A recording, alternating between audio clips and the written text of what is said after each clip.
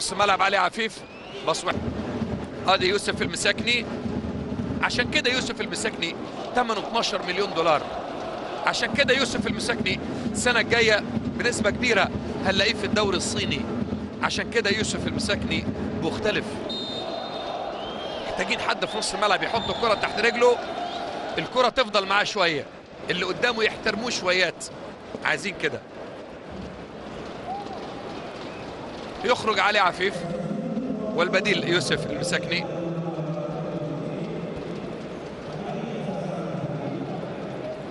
اللعب امام الريان ان شاء الله في كأس قطر باذن الله،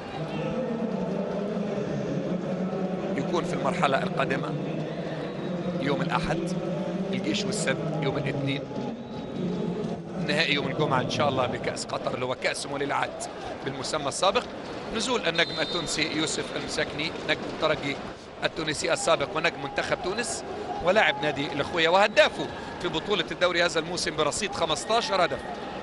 15 هدف ليوسف المساكني في بطولة الدوري اللي اعتلى صدارة التهديف فيها حمد الله النجم.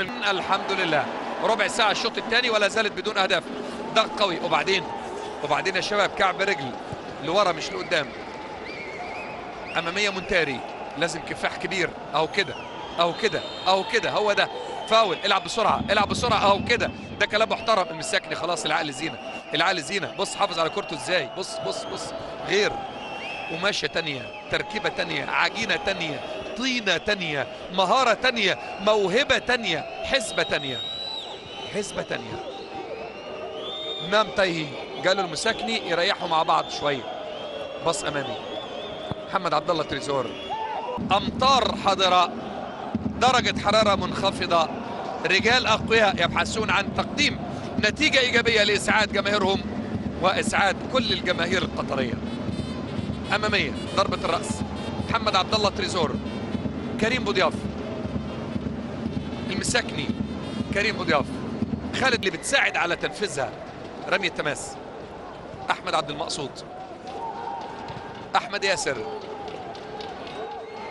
يوسف المساكني ستايله الجميل، اقصى اليسار خالد مفتاح، المساكني يا عبقري يا عبقري، صوب يا ولد. الله الله الله الله الله الله والله، وعملوها الرجاله. نعم عملوها الرجاله. لكن بص شوف المساكني العبقري ايه. بص شوف المساكني. اوه، الغاء الهدف ولا ايه؟ الغاء الهدف ولا ايه؟ لا هدف هدف هدف هدف هدف مع سبق الاصرار والترصد. خضتنا يا رجل، خضتنا يا رجل. ده هدف عظيم. ايه اللي عمله المساكني ده؟ ايه اللي المساكني عمله ده؟ ايه يا راجل انت ده؟ ايه اللي انت عامله ده؟ هدف جميل جدا جدا. يتقدم الاخويا باول اهداف اللقاء. المساكني بيعمل تمريره من بين الاقدام. بص بص يا قلبك يا قلبك يا اخي، على قلبك مراوح يا اخي. يا سلام على كريم بوضياف. يا كريم يا من انت كريم يا رب. بص بص بص بص بص بص بص بص ايه اللي بيعمله المساكني ده؟ ايه القلب ده يا حبيبي يا حبيبي؟ شفتوه؟ انا ما شفتهاش قبل كده.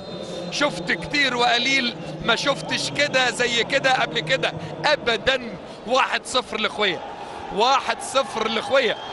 نزل الفنان، نزل الموهوب، نزل يوسف المساكني، فعادت الهيبة لهجوم الاخويا. طب بالله عليك، وده يمشي ويروح الصين؟ طب ده يروح ده يسيبنا ويروح فين ده؟ لا لا لا لا لا لا يا مساكني، لا لا مالكش حق. 1-0 الاخويا. المساكني ونام تايهي، والدور الكبير بعد ذلك من كريم نزول النجم التونسي شاكر الزواغي. زواغي بدلا من شوكوروف اللاعب اللي عنده 19 سنة. تونسي كان في الترجي ضد تونسي كان في الترجي. الترجي حاضر في دوري ابطال اسيا. النادي التونسي الكبير شاكر الزواغي 31 سنة، لاعب الترجي السابق ولاعب اف سي زيورخ السويسري السابق، فاز معاه من قبل ببطولة الدوري. شاكر الزواغي كان سجل خلال مشواره في هذه البطولة في مرمى النصر في التعادل 3-3، وسجل امام زبهان عندما خسر فريقه 5. دي غريبة قوي يا محمد دي. بص بص العقل زينة. بص بهدوء بهدوء، وش رجل خارجي، تمريرة. ايه ده؟ ايه ده يا ابني ده؟ ايه ده بيلعب على الكورنيش ده ولا ايه ده؟ انا مش عارف المساكني مدرك ما يقدمه من ابداع. اكيد مدرك، اكيد. روح امنها بدري لان كان باين ان كلود امين بعيد. خبره لعيبه الاخويه تظهر، امكانياتهم الفنيه تظهر، قيمتهم تظهر.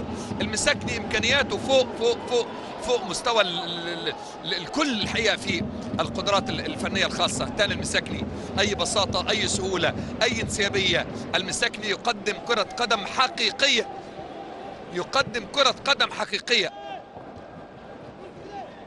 المساكني يقدم مرحله ما بعد الابداع. الهدف اللي جه جزء منه كبير في مرحلة ما بعد الإبداع. ما هو أكثر من الإبداع والخيال قدمه. لو بتتخيل وبتلعب بلاي ستيشن مش هيتظبط معاك انك تعمل الباص من بين الاقدام كده. هو تاني كعب رجل تاني. يا ولد القائم يحرم المساكني والاقوياء من هدف تاني، فرصه تاني. بص المساكني الكره بتحبك، والله الكره بتحبك يا ولد. من بين الجميع الكره بتحبك، وكانها بتقول لك ما بحبش حد الا انت. عندنا 22 لعيب ب 44 قدم، تختار قدم ودونا عن الاخرين. بص ضربة جزاء دي ولا ايه؟ ضربة جزاء دي ولا ايه؟ الدقة دي، الثقة في النفس العظيمة دي. بص عمل الباص وراح لمكان جديد، ونام تايهي وجد ضلته بالفعل، لان هو اللي عمل معاه ال1-2 بتاع الهدف، هو اللي عمل معاه ال1-2 بتاع فرصة هدف. نعم، اداء راقي وعظيم يقدمه يوسف المساكني بمعاونة النجم الكبير نام تايهي. تغيير اتجاه اللعب المساكني، شمال يمين، عنده الخبر اليقين، يمين شمال، قدم اداء اخر جمال. فرصه ثانيه يا ولد ثنائيه كالعاده عاد الاخويه خارقا للعاده هنا في نفس الملعب وفي نفس المكان. ودارت الايام ويسجل مونتاري من ثاني. في العام الماضي سجل نام تايهي، وفي هذا العام يسجل من جديد مونتاري بعدما تقدم الاخويه بهدف اول، يسجل الهدف الثاني. جاءنا البيان التالي، الاخويه يسجل الهدف الثاني. لكن بص شوف الروعه، شوف الابداع، شوف المتعه، شوف الاقناع. الاخويه يقدم كره قدم مغلفه بالابداع الكامل. رؤيه سديده لجمال بالماضي بالابقاء على يوسف المساكني في الشوط الاول كاحتياطي، والدفع به في الشوط الثاني ليجهز على المنافس اجهاز كبير. بصوا شوف الباص الجميل، محمد مونتاري بعمق هجومي وباحساس بالمكان، وبرجله اليمين مره وبالشمال مره، والمساكني رجل كل لعبه في كل مره يسجل بشماله. يا جماله مونتاري بشماله حطها له. الله عليك يا ولد، فرحت كل البلد، مش كده ولا ايه؟ عموما 2-0 الاخويه. سبحان الله، من الشوط الاول وانا بقول لحضراتكم ان في تفاؤل. قلت زول النجم الكبير المساكني ليكون نقطه تحول. بص منتخب في السعوديه. نعم مساكني شوف ذكائه، خد ضربه ركنيه ازاي. بص شوف خد الضربه ركنيه ازاي. خلاص انتهى الوقت بدل الضائع، وقد لا يلعب الضربه الركنيه، هدف اول لكريم بوضياف، هدف ثاني لمونتاري، وثلاث نقاط غايه في الاهميه يضيفها الاخويه الى رصيده. الوقت بدل الضائع للوقت بدل الضائع، وذكاء الكوري وذكاء التونسي وذكاء الفريق القطري وقوة وعظمة جمال بالماضي تفرض سيطرتها على المباراة، ويستفيق الاخوية ويقدم الوجه المطلوب له كفريق، له كنادي، ولكرة القدم القطرية بشكل عام.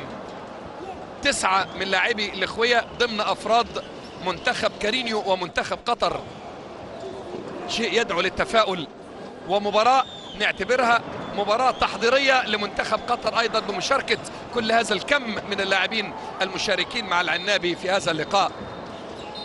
ضربة الحرة صافرة نهاية أحداث الشوط الثاني والمباراة، والله وعملوها الرجالة. هدفين مقابل لا شيء. مبروك لخويا، هدف أول ثم هدف ثاني بتمريرة رائعة أيضا من النجم الكبير يوسف المساكني، فسجل مونتاري الهدف الثاني، يرفع رصيده لخويا إلى النقطة رقم 8، يحقق الانتصار الثاني، بينما يؤكد بنيتكم إن شاء الله في لقاءات أخرى قادمة. الزميل العزيز خالد جاسم، زملائنا الأعزاء ومحللين الكبار في المجلس، إليكم الميكروفون.